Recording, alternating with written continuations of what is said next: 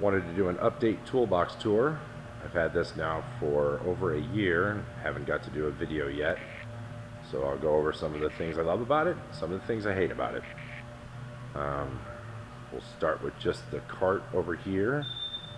I did a previous video last year on my old toolbox and setup, so if you guys want to see tool by tool, I suggest you just watch that video. I'm not going to go through everything this time, but start with the cart, and just up top I keep shop towels, some spare parts, some old screwdrivers, pry bars, more screwdrivers, bigger pry bars, other things. Top drawer is just a lot more old screwdrivers, old hammers, spare parts, red caps, more stuff I use but kind of junk. And my electrical drawer, all the DVOMs, the power probes, test lights, leads. In here, just a lockout kit and Dremel set.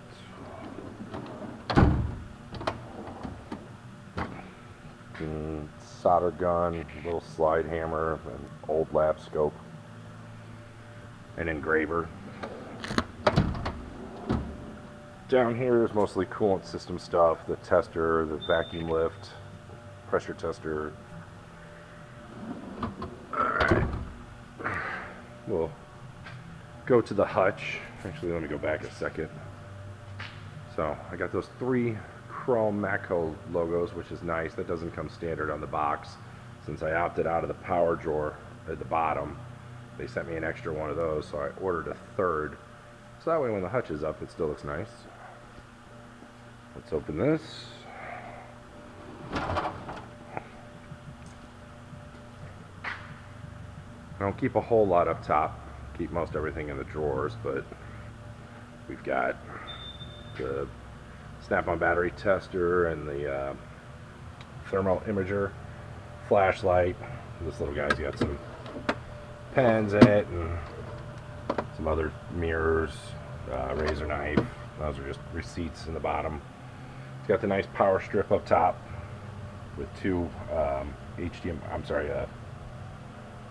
what are those things? Oh, the Ethernet cables. And it comes with screwdriver rack, little can rack. I bought all those other hooks and pegs from Harbor Freight. I just have no idea what to do with them yet. I keep some spare bolts and nuts and stuff in there. So we'll start with the right cabinet. I put all my pry bars and chisels. I hung them up on some bolts in there, keeps them out of the way. This one's got 4 drawers and 2 sliding shelves. The sliding shelves are nice. Pull it out. I just keep some foam pads in here and a slide hammer set. And the next one, all my AC O-rings, but the ball joint set, so I can just move this stuff and then take it out and put it on the workbench and do ball joints on knuckles. Down here, I may go over some of the new tools I got. If you guys have never heard of it, Tooltopia is an awesome website. Little master Torx bit set. I think that was less than $100. I've had this for some years, and I know I didn't get to show it in the last video, but the tool guys charge so much for these lead sets, and I don't know how I picked this up. At the Mac, I had it for less than $80. And that's pretty awesome for back probing and testing, anything you can think of. I know there's one more. Oh. My AC line crimp set, so I can make AC lines for some of these buses I work on.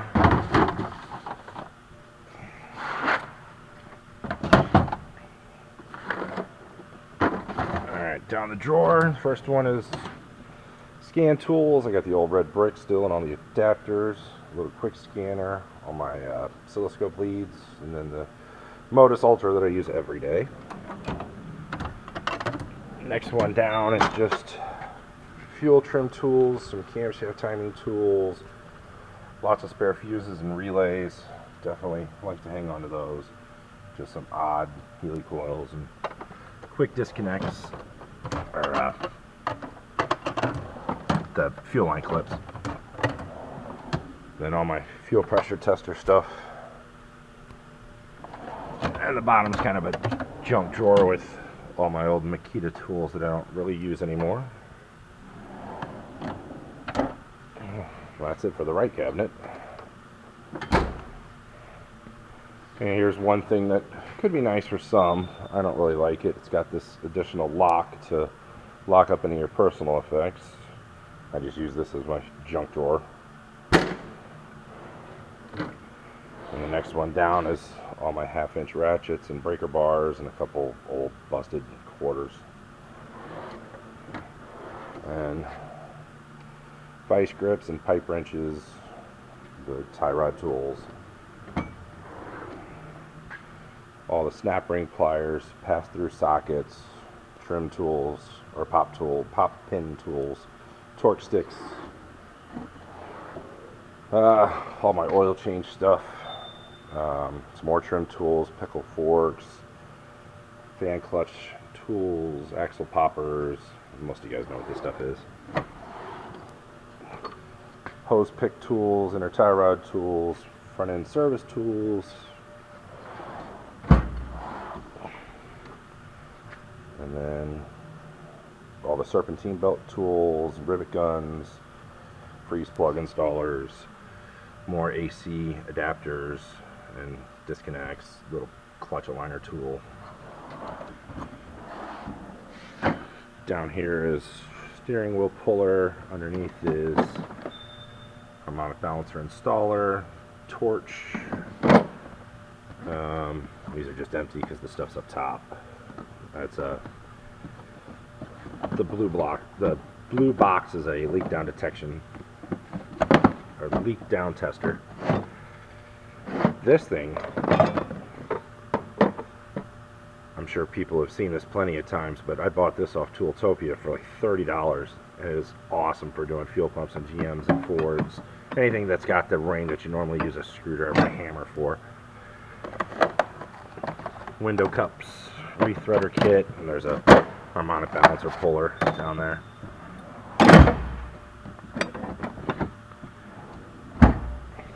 Well, I guess the big drawer now, huh? Step back. All the sockets on the left, the gray ones are all metric, the red ones are all SAE, spark plug sockets, some crow's feet, and all the hub sockets. Up front I keep just all the adapters and some thin wall sockets, all the extensions and small ratchets, and all the 3/8 drive ratchets, all my magnets I keep stuck there. The drawer's pretty full. I'm not so sure I could fit very much in there anymore. And the wrench drawer, I was able to fit most of them in here. Again, well, this time the red is metric and I guess most of them are red. So I try to keep the standard on that side and the metrics on this side, but yeah, I got some larger crow's feet in here. And then the third big drawer is all the pliers. So I'm sure anybody who watches these videos knows what most all this stuff is anyways. Like I said, I got another video that I go in depth on everything, so feel free to watch that. In here, just some Torx bits, Allen bits, roller head Allens, some stud removers, spline drive sockets, nut drivers, some other punches and chisels, some more cam timing tools. And here's some big flex head Matco wrenches. If those are new since my last video, those are pretty nice. They're the spline drive. And my big wrenches, those are some Vampire or VIM, V8 little thin wrenches. They're kind of junk. And some pinch off tools. And then the air tool drawer. all the 3/8 half-inch impacts and ratchets, sawzall, a couple air hammers, drills, die grinders, and cut-off wheels. And the next one's the hammer drawer with my half-inch snap-on digital torque wrench and the 3/8. That's a lot of hammers. Those Anti-Vibe hammers are probably the best thing I've ever used. If you haven't seen those before, or used them before, I recommend getting them.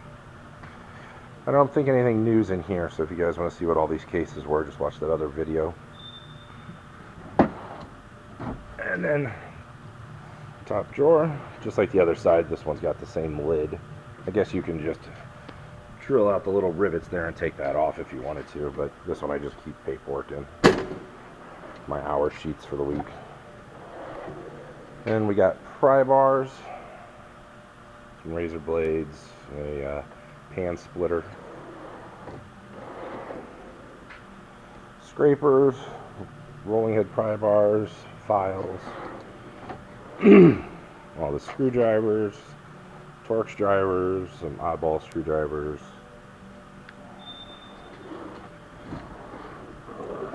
and this one we got picks, strippers, vacuum pressure gauge, some relay stuff, relay jumpers, quick probes. I guess this one's my oh shit drawer. It's got all the drill bits, all the taps and dies, extractors. I'm sorry, not taps and dies, just the extractors.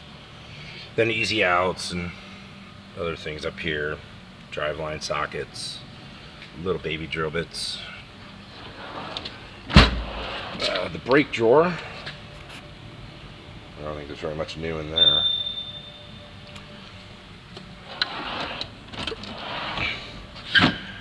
And then down here we got just another bore scope.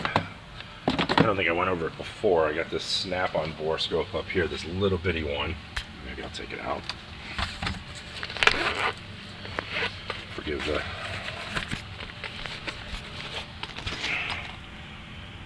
So, this one's not so bad. It burns through batteries really fast and the resolution's not very good. I think it was only 300 bucks, which is nice, but this one that cost 3 times as much is so much better. The picture on it is fantastic. I almost wish I wouldn't have bought the little one. Okay, I guess that's it for the main box and the hutch. Let's go to the left cabinet. And it didn't come with any lights, so I put those neon lights in it. There's a little remote I keep up here. I can change the colors to whatever I want. Set it to white so you can see better.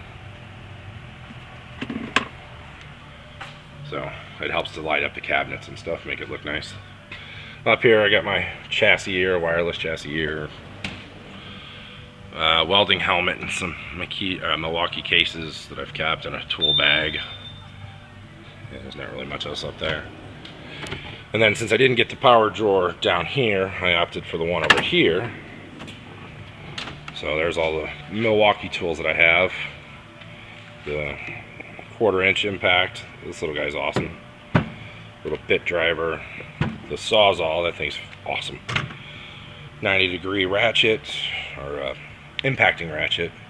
2 flashlights, the 1/2 inch impact drill, 3/8 impact. Obviously all used. Another 18-volt bit driver, and then a little 3/8 with the 6-amp battery. That battery lasts for a month or 2 easy.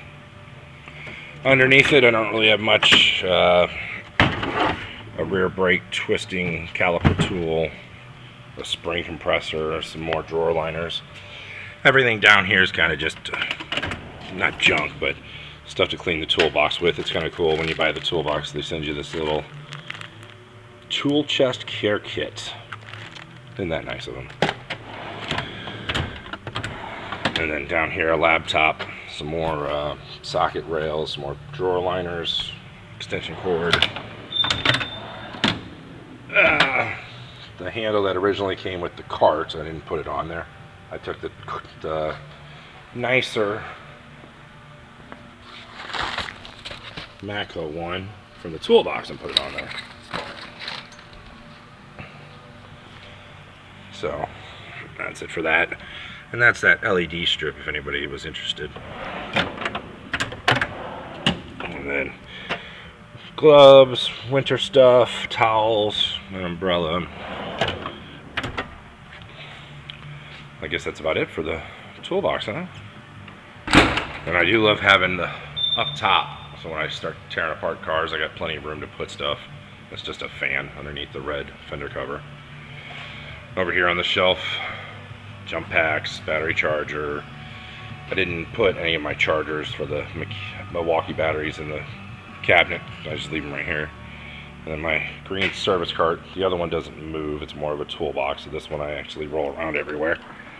I've got my GP quarters. Hold on. Compressor's bleeding off.